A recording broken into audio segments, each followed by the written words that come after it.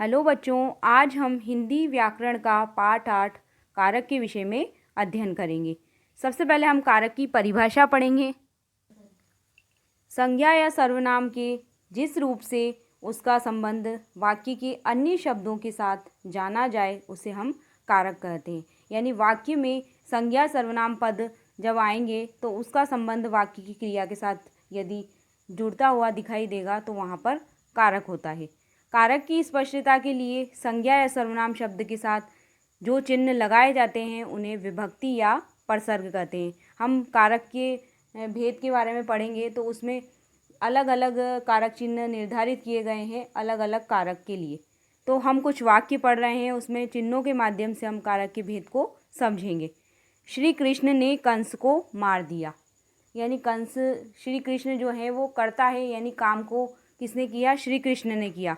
और किसे मारा? कंस को मारा। तो यहाँ पे ने कारक चिन्ह हमें स्पष्ट रूप से दिखाई दे रहा है, इसलिए यहाँ पर कर्ता कारक है। दूसरा वाक्य हमें दिया हुआ है, अध्यापक बालकों को पुस्तक पढ़ाता है। यानी बालकों को पुस्तक पढ़ाता है, अध्यापक यहाँ पर कर्ता है और बालकों को कारक चिन्ह हमें दिखाई दे रहा है। तो को कारक चिन्ह कर्म कारक का होता है। इसमें पुस्तक का सीधा सीधा प्रभाव बालक पर पड़ रहा है। बालक संज्ञा है, यानी कि संज्ञा सर्वनाम पर क्रिया का प्रभाव पड़ेगा, वहाँ पर कर्म कारक होता है। और को कारक चिन्ह भी हमें दिखाई दे रहा है। तीसरा वाक्य दिया हुआ है, विद्यार्थी कलम से लिखता है। यानी विद्यार्थी कलम के द्वारा कार्य को पूरा कर रहा है, लिखने के कार्य को। यानी कलम एक माध्यम हो गया, साधन हो गया, इसके द्वारा वो कार्य को पूर्ण कर रहा है। तो से यहाँ पर कारक चिन्ह दिया हुआ है जो कि करण कारक का कारक चिन्ह होता है और इसमें एक माध्यम के बारे में बताया जा रहा है, तो ये करण कारक का उदाहरण है। ऐसे ही चौथा उदाहरण दिया हुआ है, महिमा ने भाई के लिए मिठाई खरीदी।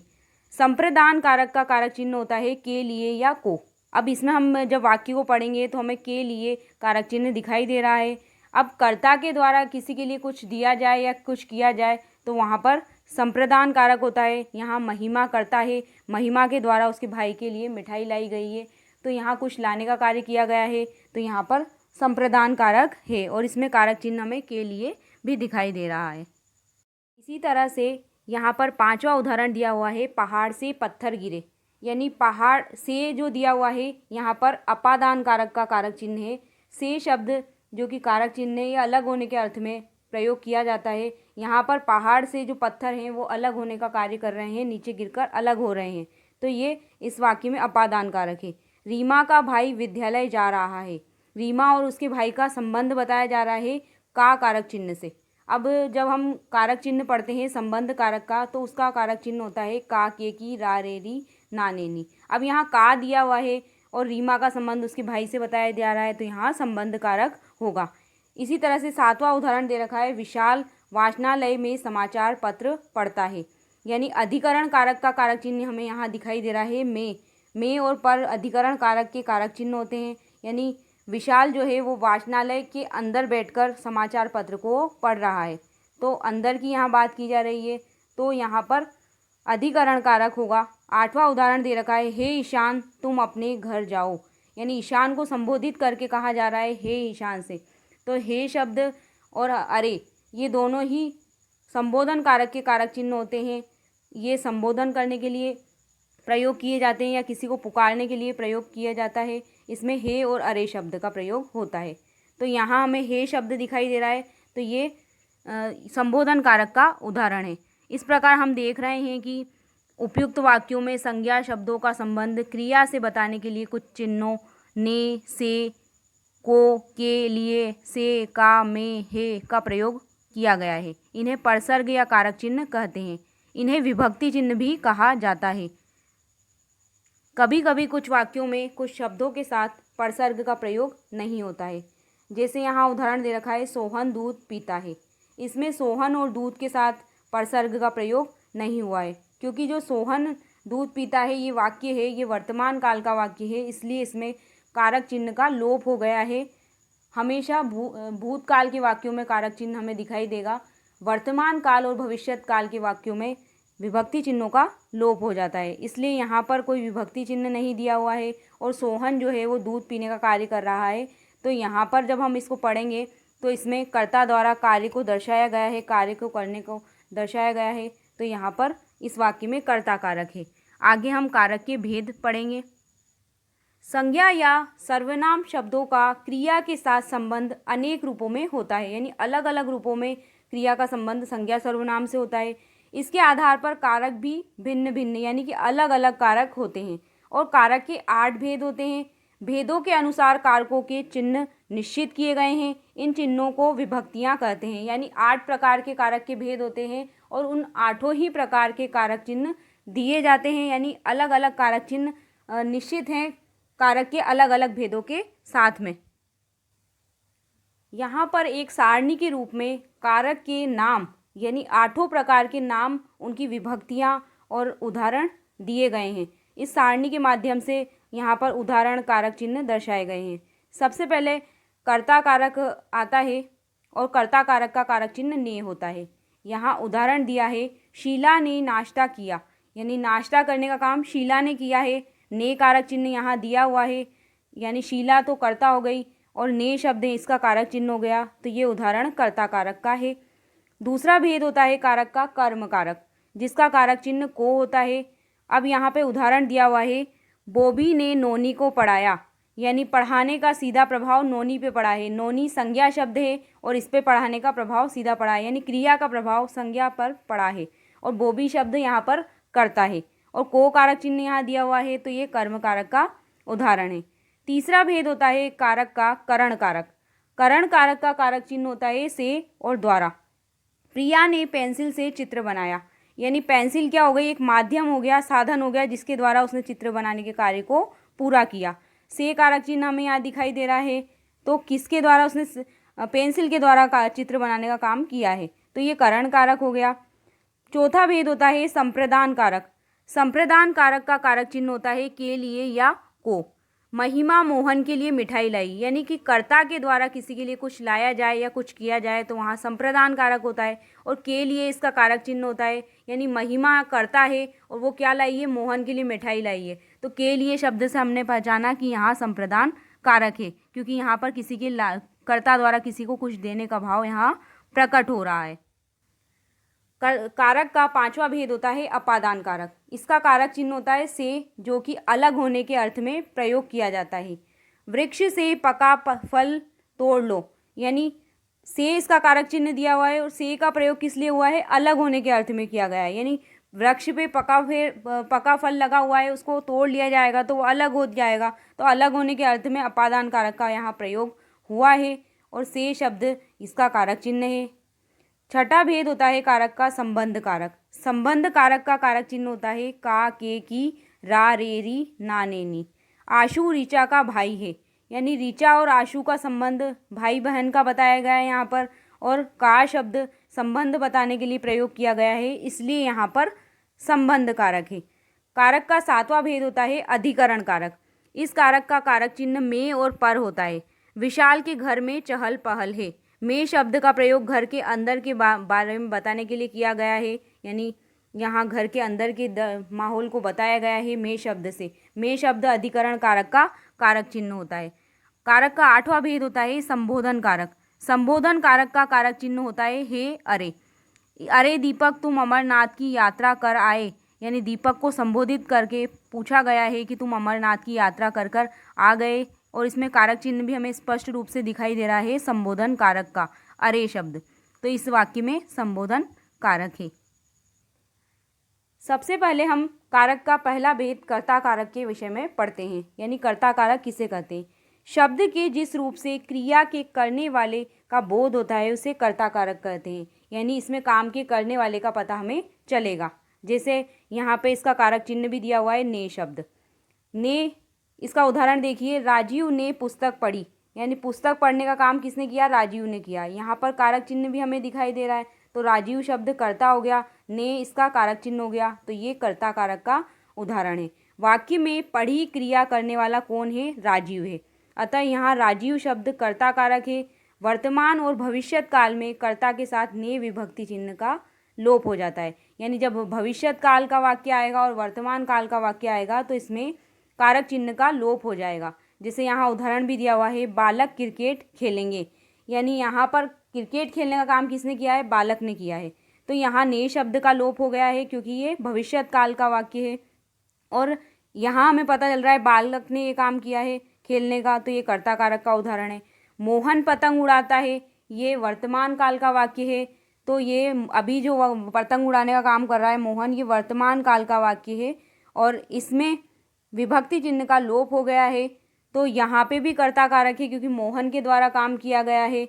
इसी तरह से सलमा गाना गाती है, ये भी देखो वर्तमान काल का वाक्य है, इसमें भी विभक्ति चिन्ह का लोप हो गया है। बच्चा दूध पिएगा, ये भविष्यत काल का वाक्य है, तो इसमें भी विभक्ति चिन्ह का लोप हो गया है। इन वाक्यों में पहले वाक्य की क्रिया भविष्यत काल में, प्रथम वाक्य की क्रिया भविष्यत काल में तथा दूसरे वाक्य की क्रिया वर्तमान काल में है। अतः दोनों वाक्यों में कर्ता बालक और मोहन के साथ ने का प्रयोग किया गया है। इसी तरह से यहाँ पर अब हमने पढ़ा था सलमा गाना गाती है, इसमें वर्तमान काल और बच्चा दूध पिएगा ये भविष्यत काल का वाक्य है, इसलिए इसमें कारक चिन्ह का लोप हो गया है, इसलिए यहाँ पर कारक चिन्ह का प्रयोग नहीं किया गया है। ममता ने सब्जी काटी, यानी सब्जी काटने का काम किसने किया? ममता ने किया, तो ये भी कर्ता कारक का उदाहरण है। राम ने रावण को मारा, ये भी कर्ता कारक का उदाहरण है क्योंकि मारने का काम राम ने किया। कंचन ने चित्र बनाया, ये भी कर्ता कारक का उदाहरण है क्योंकि चित्र बनाने का काम कंचन ने किया। तो इसमें काम इस वाले कारक के भेद में हमें काम को करने वाले का पता चलेगा, तो वहाँ पर कर्ता कारक होता है। कारक का दूसरा भेद होता है कर्म कारक। कर्म कारक में जिस वाक्य में क्रिया का फल संज्ञा या सर्वनाम शब्दों पर निर्भर करता है उसमें कर्म कारक होता है, यानी काम का प्रभाव इसमें पड़ेगा। यानी जैसे कि संज्ञा या सर्वनाम शब्द जो हैं उसमें क्रिया का प्रभाव सीधा ही संज्ञा सर्वनाम पे पड़ेगा, वहाँ पर कर्म कारक होता है। इसका विभक्ति चिन्ह को होता है, जैसे यहाँ उदाहरण दिया हुआ है, गरिमा ने निकिता को संगीत सिखाया, यानी संगीत का सीधा प्रभाव निकिता पे पड़ा है। को कारक चिन्ह भी यहाँ दिया हुआ है, तो ये कर्म कारक का उदाहरण है। गरिमा ने किसको संगीत सिखाया? निकिता को, अतः यहाँ निकिता को में कर्म कारक है। इसी तरह से अध्यापक बालकों को पढ़ाता है, पढ़ाने का सीधा प्रभाव बालक पर पड़ रहा है, तो यहाँ भी कर्म कारक है। को कारक चिन्ह यहाँ दिया हुआ है।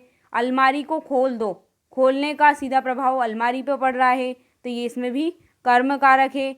इसी तरह से माँ ने बच्चे को दूध पिलाया, अब यहाँ पे देखो बच्चा क्रिया का प्रभाव बच्चे पे पड़ रहा है और बच्चे को में कर्म कारक है, यानी पिलाया शब्द जो है वो क्रिया है, क्रिया का प्रभाव बच्चे पे पड़ रहा है सीधा, तो इसमें भी कर्म कारक है और इसका कारक चिन्ह भी यहाँ पर को दिया हुआ है। तो यहाँ पर देखिए वाक्य में क्रिया का फल कर्ता के अलावा संज्ञा व सर्वनाम शब्दों पर पड़ता है, यानी सीधा प्रभाव संज्ञा सर्वनाम शब्दों पर पड़ेगा, तो वहाँ पर कर्म कारक होता है। अब हम कारक का तीसरा भेद पढ़ेंगे, करण कारक। करण कारक में वाक्य में क्रिया को करने में प्रयुक्त साधन का बोध कराने वाले शब्द के रूप में यह शब्द को करण कारक कहते हैं।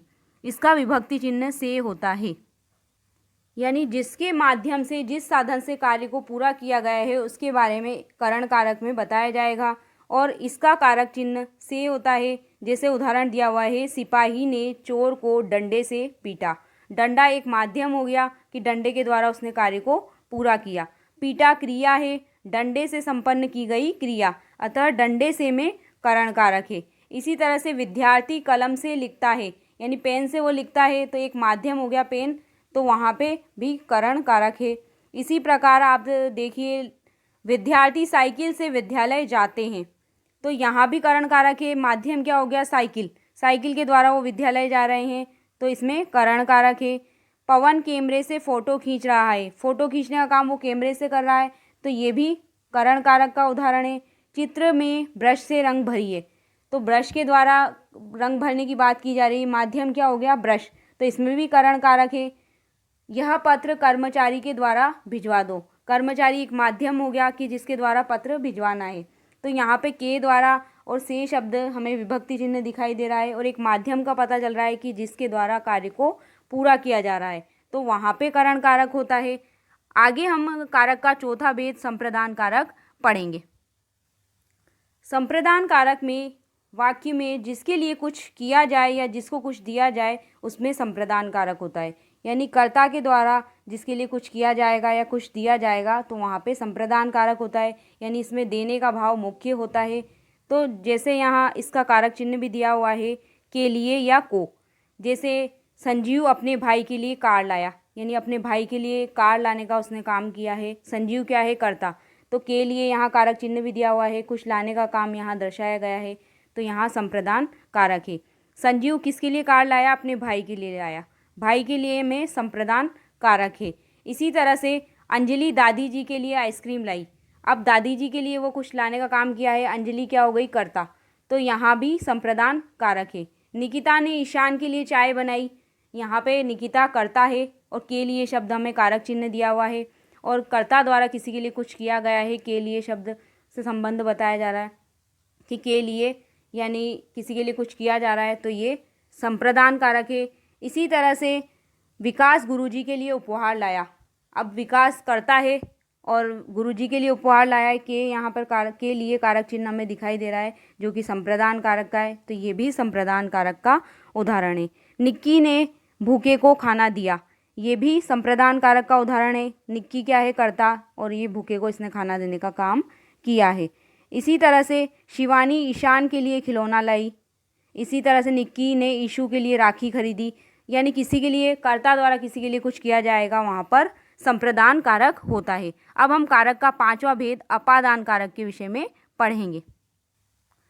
जिस पद से अलग होने का भाव प्रकट होता है उसमें अपादान कारक होता है, यानी इस जो कारक का भेद होता है अपादान कारक, इसमें अलग होने का या किसी से दूरी या तुलना करने के लिए अपादान कारक का प्रयोग किया जाता है, यानी किसी व्यक्ति या वस्तु के अलग होने का भाव हमें यहाँ दिखाई देगा। इसका विभक्ति चिन्ह से होता है जो कि अलग होने के अर्थ में प्रयोग किया जाता है। जैसे वृक्ष से पत्ते गिरे, यानी वृक्ष पर पत्ते थे वो अलग होने का काम कर रहे हैं पेड़ से गिरने का, तो से शब्द से अलग होने का भाव यहाँ प्रकट हो रहा है। पत्ते कहाँ गिरे? पेड़ से गिरे। इस पद में अपादान कारक है। इसी प्रकार आप और उदाहरण देखिए। पहाड़ से पत्थर गिरे, यानी पहाड़ से पत्थर अलग हो गए, से शब्द यहाँ अलग होने के लिए काम में लिया गया है। वृक्ष से पका फल तोड़ लो, ये भी अलग होने का कार्य इसमें दर्शाया गया है, इसमें भी अपादान कारक है। इसी तरह से फल, पेड़ से पका फल तोड़ लो, इसमें भी अपादान कारक है, इसमें भी अलग होने का भाव दर्शाया गया है। और इसी प्रकार और उदाहरण मैं आपको बताती हूँ। वह घोड़े से गिर गया, यानी घोड़े से अलग हो गया है, तो इसमें भी अपादान कारक है। बंदर छत से नीचे कूदा, इसमें भी अपादान कारक है, वो छत पर बैठा हुआ था वहाँ से अलग हो गया, तो इसमें भी अपादान कारक है। यानी इसमें व्यक्ति या वस्तु के अलग होने का भाव हमें दिखाई देगा, वहाँ पर अपादान कारक होता है। कारक का छठा भेद होता है संबंध कारक। संबंध कारक में संज्ञा या सर्वनाम के जिस रूप से एक वस्तु या का दूसरी वस्तु के साथ संबंध ज्ञात होता है उसे संबंध कारक कहते हैं। यानी इसमें दो वस्तुओं के बीच में या दो शब्दों के बीच में संबंध बताया जाता है। इसका कारक चिन्ह का, के, की, रा, रे, री, ना, ने, नी होता है। जैसे आप उदाहरण देखिए, रोहित का भाई गिर गया, रोहित का उसके भाई से संबंध बताया जा रहा है। का शब्द हमें दिखाई दे रहा है जो कि संबंध कारक का कारक चिन्ह होता है। तो यहाँ किसका भाई घर गया? रोहित का। इस पद में संबंध कारक है। इसी प्रकार रेणु चित्र बनाने की कॉपी लाई, रेणु और कॉपी का संबंध, चित्र बनाने की कॉपी का संबंध बताया जा रहा है, तो इसमें भी संबंध कारक है। यह पेंसिल भी मेरी है, यानी पेंसिल का अपने से संबंध बताया जा रहा है मेरी शब्द से, तो ये भी संबंध कारक है। इसी तरह से आप रीमा का भाई विद्यालय जा रहा है, रीमा का उसके भाई से संबंध बताया जा रहा है, तो ये भी संबंध कारक का उदाहरण है। विशाल आशु का भाई, आशु ऋचा का भाई है, इसमें आशु और ऋचा का संबंध भाई बहन का बताया जा रहा है का शब्द से, तो इसमें भी संबंध कारक है।